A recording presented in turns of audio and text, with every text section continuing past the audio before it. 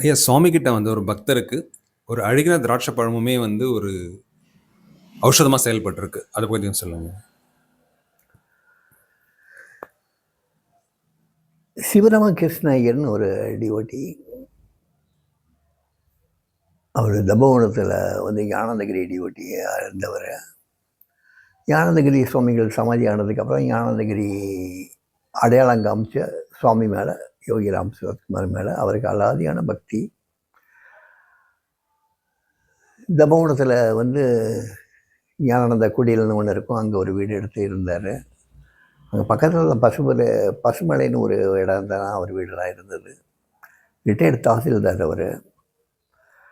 ரொம்ப நல்ல மனுஷன். அப்பேற்பட்ட பக்தர் அவர். சுவாமி அவர் மேலே ரொம்ப பெரிய வச்சுருந்தாங்க. டாக்டர் டிபி மீனாட்சுந்தரனாருடைய பாடல் யோசனை கெட்டா யோகமை போற்றி, இதை பற்றி உள்ள அர்த்தங்களை வந்து 1976 ஜெயந்தி அன்னைக்கு சுவாமி இவர் தான் சொல்ல சொன்னார். யார் இவர்? சிவராமகிருஷ்ண ஐயர் தான் சொல்ல சொன்னார்.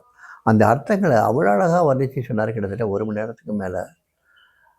அதுக்கு எல்லாருக்குமே அவ்வளோ பிடிச்சிருந்தது. அவர் எளிமையான பக்தர். அவர் தன்னை ஒரு நாளும் வந்து ஒரு ப்ரொஜெக்ட் பண்ணிக்கவே மாட்டார். ரொம்ப எளிமையான பக்தர், ஆனால் உன்னதமான பக்தர். சுவாமிக்கு அவர் மேலே அப்படி ஒரு ஒரு பிரியம் உண்டு. அந்த பக்தருக்கு வந்து ரொம்ப ஒரு மெலிந்த தேகம் அவருக்கு. அடிக்கடி ஏதாவது நோய் வாய்ப்பற்றுவார். ஒரு நாள் அவர் மட்டும் வந்தார். அவர் மட்டும் சாமிகிட்ட வந்திருக்கும்போது சாமி உட்கார சொன்னார். சாமி ஏற்ற உட்கார்றதுக்கு ரொம்ப சிரமப்பட்டு உட்கார்ந்தார். சாமி அதை கவனிச்சுட்டே இருந்தார். ரொம்ப சிரமப்பட்டு உட்கார்ந்ததை பார்த்த உடனே சாமி ஒன்றுமே சொல்லலை. கொஞ்ச நேரம் அவரால் உட்கார முடியாத சூழ்நிலை வந்த உடனே சாமியை பார்த்து, நவ் தீபகர் leaves you Sivaramakrishna Iyer, you can go அப்படின்னு சொல்லி அனுப்புகிறாரு. சொல்லி அனுப்பும்போது, இந்த கொஞ்சம் திராட்சை பழம் இருக்குது, ஆனால் அழுகிடுச்சு, ஒரு மாதிரி ஸ்மெல் வருது. But my father wants the பகர் to give it to you. இதை உங்களுக்கு கொடுக்கலாமா, நீங்கள் எடுத்துக்குவீங்களா அப்படின்னு கேட்குறாரு.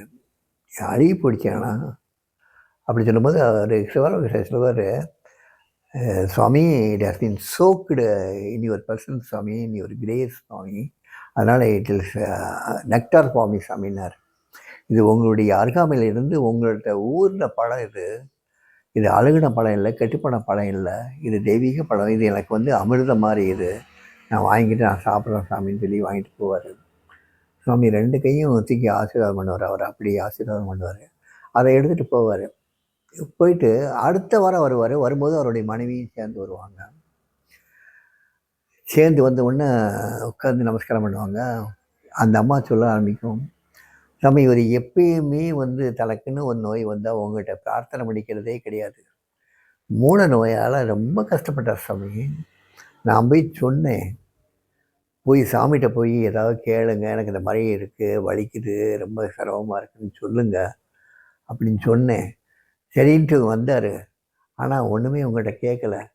நீங்கள் வந்து இந்த திராட்சை பழத்தை வந்து நீங்கள் கொடுத்து அனுப்பிச்சிங்க, அழுகி போன திராட்சை பழத்தை கொடுத்து அனுப்பிச்சிங்க. அதை சாப்பிட்ட சாமி அவர் மூல நோய் போன இடமே தெரியல அப்படின்னு அழுதுகிட்டே சொல்லுது. அவர் சிவராமகிருஷ்ண ஐயர் கண்ணிலேருந்து தண்ணீர் வடியுது.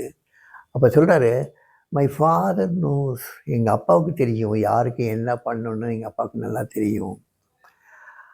மேற்கொண்டு சிவராமகிருஷ்ணர் வந்து எங்கள் அப்பாவுக்கு ரொம்ப பிடித்தமான ஒரு பக்தர்.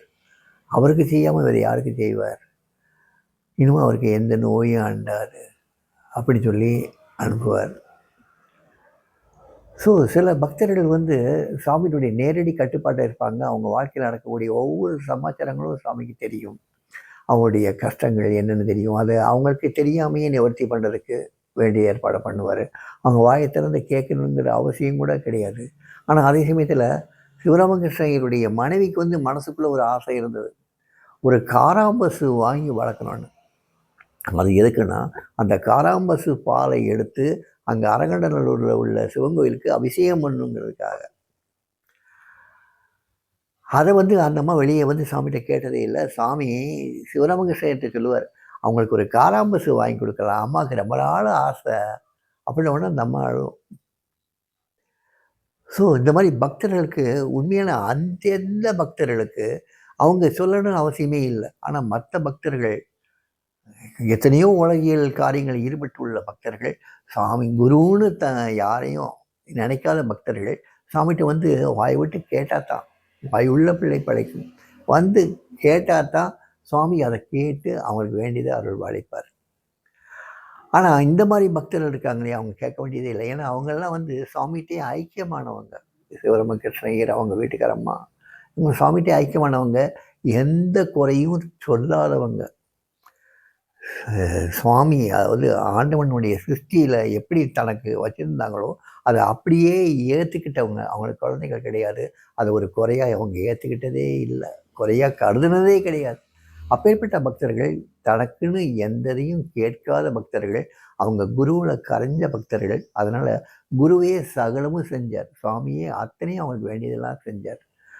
அந்த திராட்சை, அழுகின திராட்சையை கொடுத்தது கூட அது வந்து ஒரு மருந்தாக, ஒரு ஔஷதமாக மாறி அவரை குணப்படுத்துறதுக்காகவே கொடுத்தார். அதுக்காகவே சுவாமி அந்த பழங்களை அழுக விட்டார்னு நினைக்கிறேன்.